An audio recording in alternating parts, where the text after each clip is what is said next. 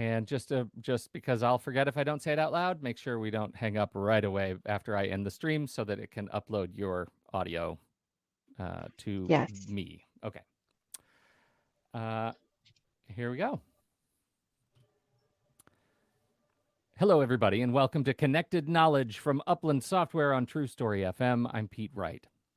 The last time our guest was on the show, she led us through the lessons she's learned from a career working with contact center leaders. This week, she's back to turn the tables. What's it like working as an agent today? What are the resources they count on to be responsive and effective?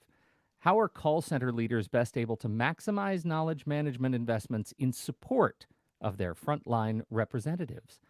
Samantha Middlebrook is Senior Director of Product Marketing and Management for Contact Center Productivity at Upland, and she's back to talk to you about your agents. Samantha Middlebrook, welcome back. It's good to see you. Thanks so much, Pete. Thanks for having me. Can we start with just in the form of a table setting? Can we start with a day in the life? What's it like working as an agent in a mid-sized to big call center today? Well, I need to cast my mind back a number of years, more so than I would like to admit, I would say. And if I think about my time being an agent, it can be pretty stressful. And not to, date myself, if I think about the way that customers were interacting with me personally when I was an agent, there was really just two channels. It was voice, so phone, and then email. And I think at the time I wasn't even handling email inquiries. That was for the more experienced agents, if you will, or a special agent that the contact center had to carve off and manage to try and handle those inquiries. So pretty stressful. Things are changing all the time. You're dealing with people and their emotions.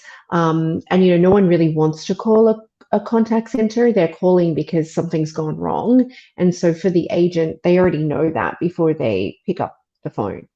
Right. So energies are already potentially peaked by the time Mm-hmm, the first hello, how can I help you is spoken. mm-hmm, mm-hmm. That's right. Things you mentioned the pace of change. Things seem to be moving more quickly today than ever in terms of how, if I think of myself as a consumer, how I can reach out to the companies that support my life. How has that impacted call center operators? Yeah, it's a really great question. I mean, it is a consumer's market. We are used to information being provided to us 24/7 at a really rapid rate. If we think about where we get our news from and our updates, that has completely changed. People and families aren't sitting around and watching the 6 p.m. news. That's what we say in Australia, 6 p.m. I don't know if that is specific to us. Do you watch the news at We do 6 p.m., have an Pete? evening news, but depending on Okay. time zone, it could be a Right. 5 or 6. Yeah. But if you think about where you would learn about things in generations past, there would be, certain areas, the newspapers. Now everyone has access on their device, and they're, looking for options and searching for options on a number of different apps. That's very much the case when we think about the buying journey for a customer who's looking to find the best health insurer or the best car insurer or the best bank for a home loan. They're already bombarded with so much information, they have access to so much information at their fingertips and through any channel that they want. So when they come through to an agent, what they're really looking for is an expert, that person that gives them reassurance, that person that definitely knows the answer because maybe they're making a really big life decision and they're not comfortable with self-service. So if the agent picking up the phone doesn't sound confident or isn't up to date, it starts to create a real distrust for those customers and has a huge flow on effect for an organization as well. You just made a point that I don't think I'd ever thought of quite so clearly.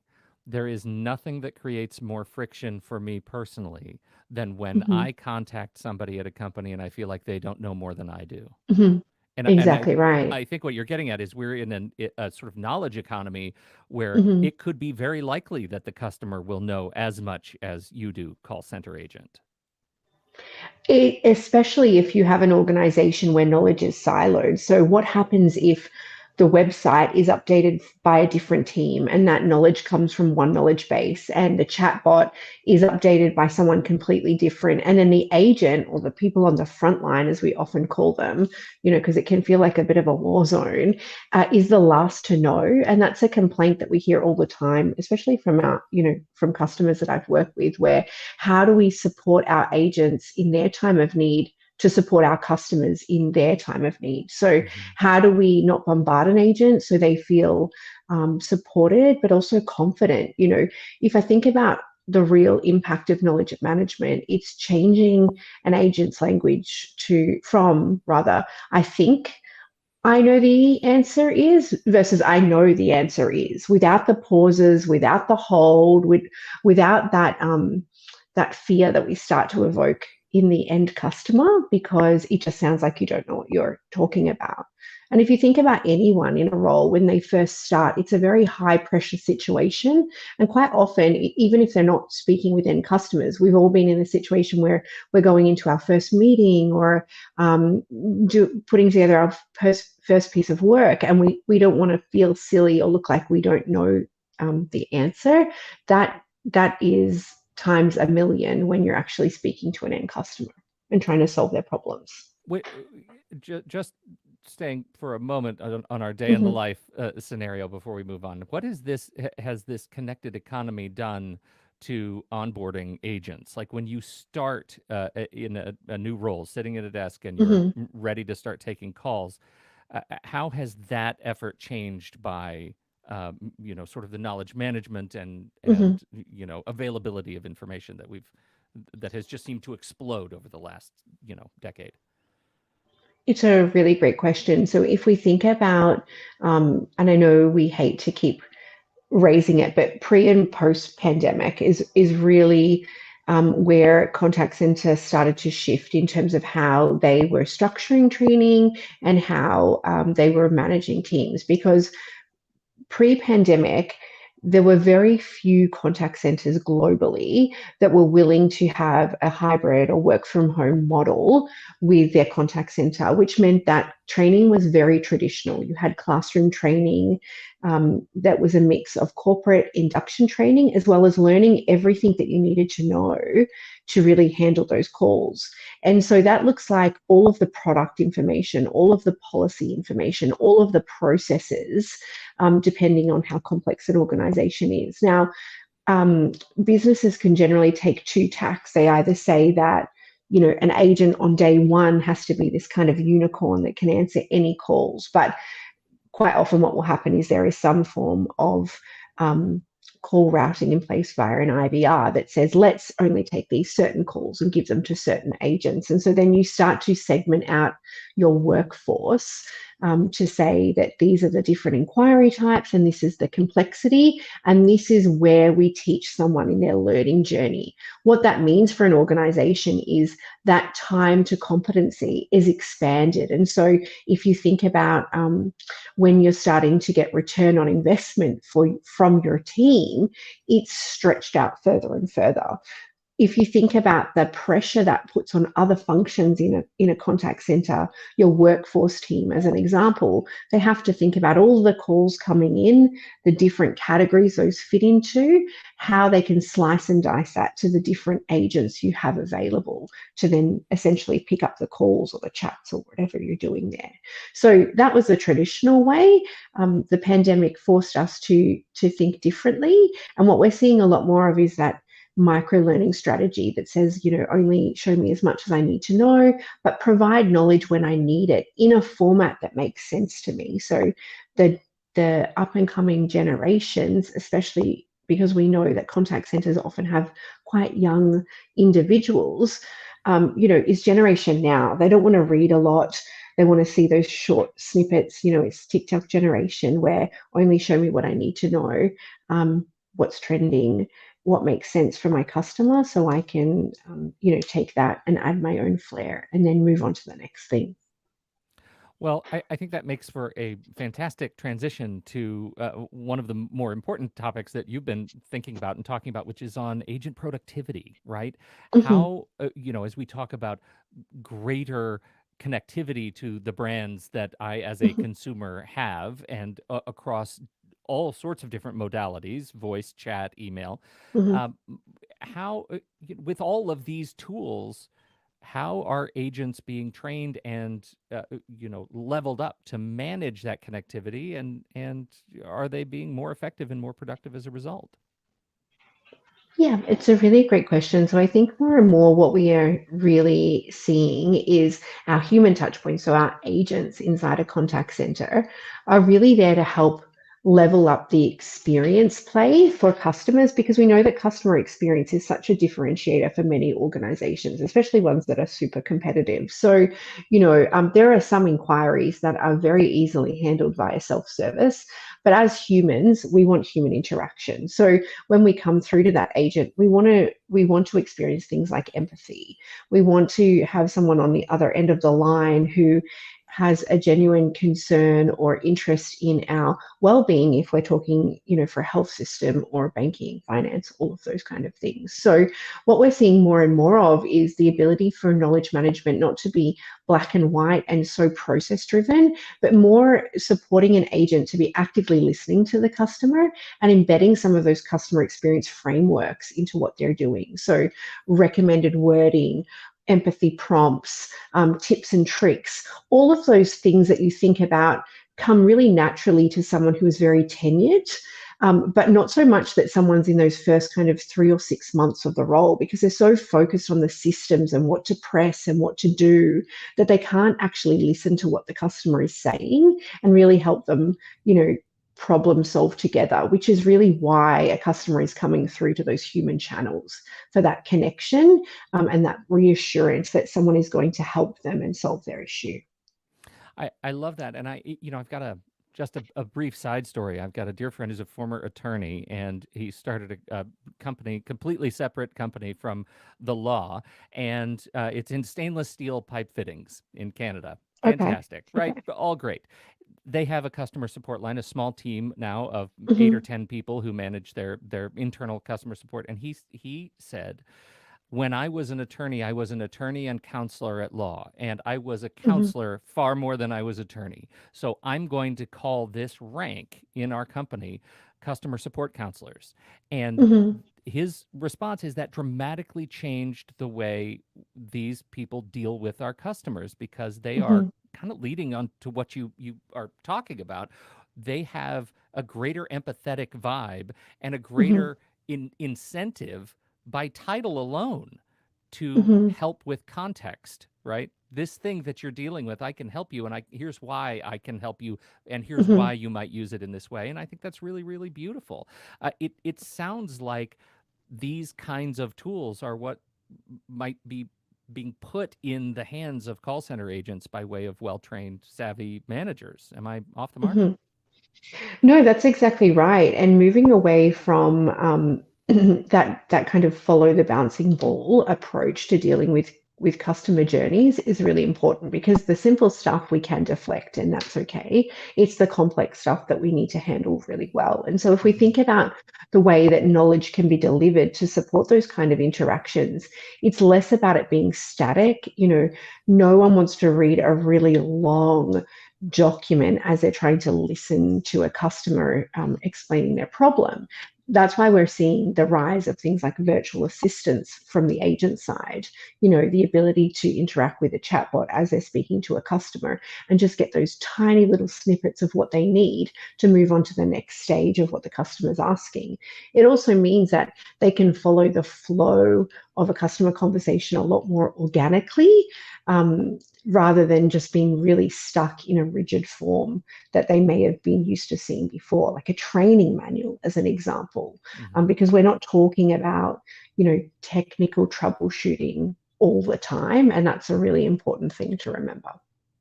So then let's talk about some of these at your fingertips technologies that are Mhm, shaping the future contact mhm. center. What are you seeing that is being implemented thoroughly now? What are you seeing on the horizon? Yeah, so the point that you mentioned is really key. It's that at your fingertips. No one wants to leave what they're doing, and what I mean what they're doing, the screen that they're in, to go out and search somewhere else to find the answer that they need. So um, I was talking to a colleague just prior around the concept of single pane of glass, and it's something we've been hearing in the industry for a very long time. It almost feels a little bit redundant as we move further and further along technically, because we know that organizations and agents access many, many different applications every time they're interacting. And as these really big software companies build out these kind of all in one solutions, there has to be a balance for the agent. So, making sure that we are working in harmony with the other applications that an agent is using. And so, what we mean by that is using the data and the intelligence that is already available to take that mental load off an agent. Imagine a world, Pete, where if you're already interacting with a customer and the customer has already given some details, maybe what they're thinking about, what they're thinking of asking, or what they're really looking for through an IVR selection, wouldn't it be better that that content or that knowledge that the agent needs is automatically popped straight to them as the call drops in? That's the kind of things that we're looking at. So using APIs to really connect the agent experience so they don't have to think about searching or pressing or what do I do here. It's just being delivered to them without them even having to consider that they may need to look for knowledge. And that's a really important piece because, for really successful organizations, not having knowledge as a separate project or product that kind of sits in the corner is really important, because when you bring it into everything else that an agent is interacting with, it just makes more sense and they're more likely to use it and feel guided and supported by what they're doing. We talk a lot about implementing a lot of these technologies that give the just in time at your fingertips information Mhm. to agents. Are you talking about potential risks of implementing these technologies? To maybe age specifically to agent behavior, specifically to agent productivity and awareness? Are there risks that we're not talking maybe as fluently about as we should? I mean, there's always risks involved when you're thinking about automating something, right? But there's risks in both sides. There is a bigger risk of you creating a knowledge resource that nobody wants to use, and then in fact that they don't use it, and then they have some form of alternative. So we talk a lot in the industry about the concept of tribal knowledge. So individuals within an organization hold the power of knowledge, and other people rely on them to answer the questions. It creates huge single points of failure within organizations. What happens if that person leaves? What happens if you don't have a succession plan in place? What happens if 5 of your agents all have their customers on hold trying to get to that one person? Pete, if you're the expert. And also, Pete, maybe you're the expert, but you really feel like you know what you're doing, and you probably did at a point in time, but the industry you work in changes rapidly and maybe you haven't kept up to date, and then it creates this Ouch, Samantha, huge really, ouch. I mean, and and so it just creates this kind of cycle that happens within an organization where the people who were the champions before are almost anti-change and causing disruption. So you have to weigh it up. When we talk about popping information or guiding someone through knowledge, it's also understanding what the fit is for an organization. And not all agents are created equal. You have people with different learning styles, you have people with different competency levels, and how you choose to support them should be very different. And that's the other key to success here when we're talking about a knowledge strategy, is it's not a one size fits all. And if you assume that all of your agents need the same level of support delivered in the same way, then you're not going to win that battle. all right. So as we get toward wrapping up here, we have the patented Samantha Middlebrook magic wand that you get to wave over a contact center to make it the ideal contact center, Mm-hmm. in specifically in terms of knowledge management and productivity. Mm-hmm. What are you going to do 8 a.m. day one to Mm-hmm. level up? Okay, so my magic wand. Mm-hmm. So the first thing is um, all of the training that someone should receive should be through the knowledge management system. So having a separate learning management program that isn't connected into how someone is supposed to be supported day one, that's something that you really need to work with. Also understand where your agent lives. So, what screens are they in? What are the applications that they can't live without? And make sure that your knowledge is right there alongside it. So, if they're in Salesforce, have your knowledge be feeding into Salesforce. If they're in ServiceNow, then that's where it should be. If they are interacting with bots on the outside world, then you should be delivering the agent via virtual assistant. I think anything that we can do that makes knowledge delivery shorter and sharper is going to help you in your on your bottom line when it comes to productivity in a contact center environment. And What also is make sure you engage the users. You know, they have to have a role to play in this. They need to feel empowered to provide feedback, and you need to actually do something with the feedback as well, so they feel like they have ownership in the solution that they're using every day.